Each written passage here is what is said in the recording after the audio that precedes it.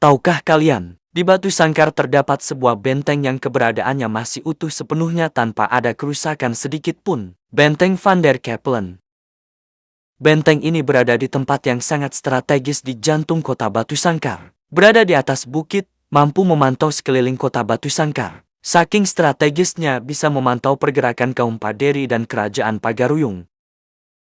Nama Van der Capellen adalah nama gubernur Hindia Belanda, dan nama Van der Capellen menjadi nama daerah ini sebelum berubah menjadi Batu Sangkar setelah tahun ke-1946. Di sini kita bisa melihat megahnya bangunan benteng asli dengan dua meriam besar. Awalnya peruntukan benteng ini adalah menjaga teritorial Belanda dan sebagai tempat penjara buat tahanan pemerintah Hindia Belanda.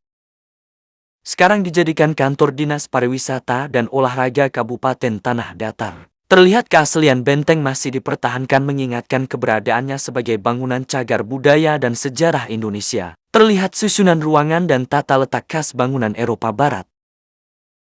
Di belakang Mimin menjumpai sebuah dapur umum lengkap dengan tungku masak yang berjejer. Namun sayangnya sudah tidak terawat dan terkesan diabaikan. Alangkah baiknya keberadaan benteng ini dimanfaatkan sebagai tempat wisata sejarah dan dijadikan museum sejarah mengingat di Batu Sangkar dahulunya adalah tempat pemerintahan kerajaan Minangkabau.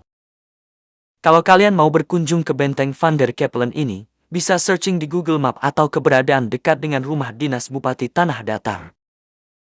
Follow terus akun Motovlog Sumatera Barat agar tidak ketinggalan update cerita selanjutnya.